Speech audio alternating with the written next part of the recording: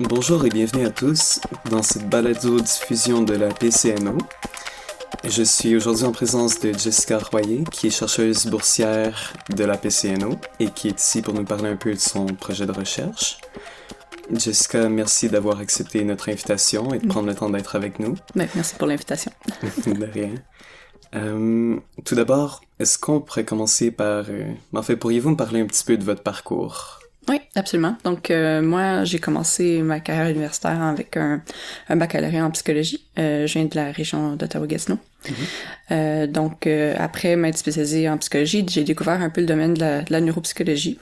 Donc, j'ai décidé de poursuivre dans un doctorat clinique pour me spécialiser en neuropsychologie clinique pour éventuellement travailler comme neuropsychologue. Ce que j'ai fait, c'est un parcours de 4 ans avec d'abord des cours, puis ensuite des stages, puis en clinique universitaire, puis ensuite dans des hôpitaux. Je suis allée dans la région de Montréal pour faire mes internats cliniques. J'ai ensuite travaillé 1 an comme neuropsychologue clinicienne à l'Institut universitaire santé mentale de Montréal, dans le programme des troubles anxieux de l'humeur. Donc, au cours de mon parcours clinique, je me suis spécialisée en psychiatrie chez les populations adultes.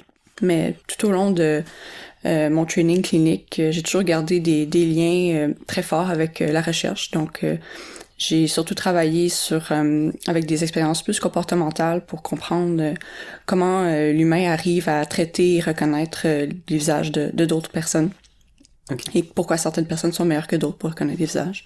Donc, j'ai un peu bifurqué de ce domaine-là, mais je suis retournée au domaine de la recherche par la suite, mais plus en neuroimagerie. Donc, après avoir travaillé comme neuropsychologue, je suis revenue en recherche, spécifiquement à McGill ou MNI. Puis, je fais maintenant mon PhD en neurosciences avec les docteurs Boris Bernhardt et Birgit Frauscher. Présentement, vous faites... pouvez-vous nous parler un peu de votre projet de recherche de la PCNO? Oui, parfait. Donc, avec le financement que j'ai reçu de la PCNO, donc on cherche à construire une banque de données. En fait, la première en son genre qui est centrée sur recueillir des données d'imagerie multimodale chez les gens qui ont l'épilepsie focale pharmacorésistante.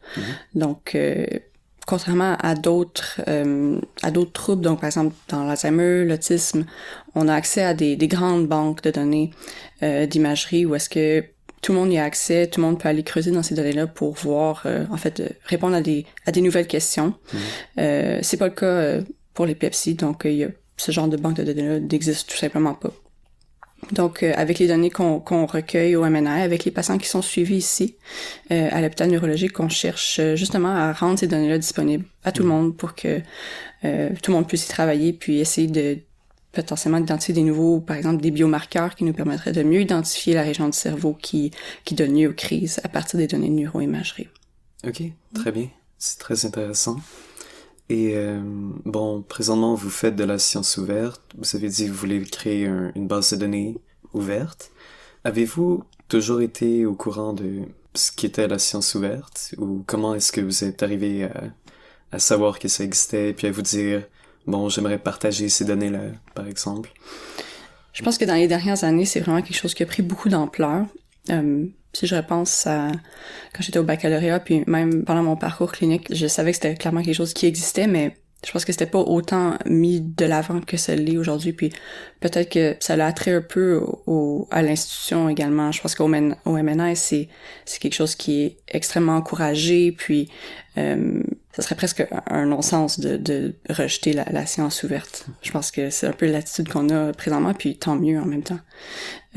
Donc même si c'était quelque chose que j'étais au courant que ça existait, c'était moins encouragé, puis c'était comme vu un peu, je crois, comme un plus. Donc on publiait des papiers, puis c'était comme un bonus si en plus on sortait les données ou le code ou peu importe.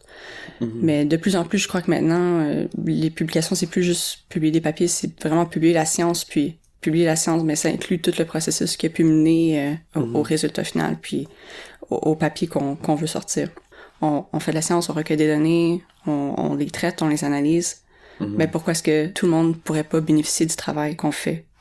Je pense qu'il y a certaines personnes qui sont peut-être un peu réticentes face à la science ouverte. Il y a peut-être différentes raisons, qui ont peur de se faire voler leurs idées ou que d'autres personnes, je sais pas, trouvent des erreurs qu'ils auraient faites, puis que ça pourrait nuire à leur réputation en quelque sorte, mais en même temps, ça permet qu'on répète pas les mêmes erreurs, puis parce qu'il y a beaucoup plus de bénéfices que d'inconvénients, au fait, à adopter ces pratiques-là.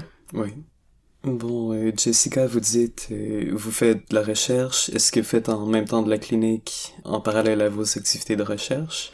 Ben, j'essaye en fait de maintenir un certain équilibre entre mon travail et vie personnelle. Puis je pense que si en plus de faire mon PhD, j'allais faire aussi de la pratique clinique hors du laboratoire, je pense que je ferais juste ça. Je ferais juste ça de ma vie, travailler. Oui, je comprends. Fait que je mène une vie assez tranquille, je dirais, là.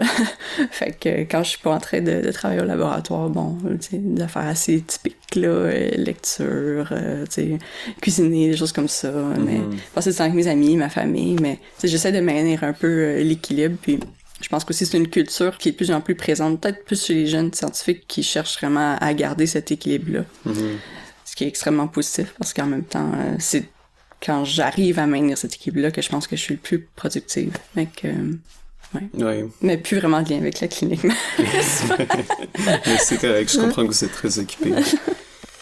Bon, donc on vous remercie beaucoup, Jessica, pour votre temps que vous avez passé avec nous aujourd'hui et on espère avoir de vos nouvelles dans le futur. Merci beaucoup. Merci pour l'invitation.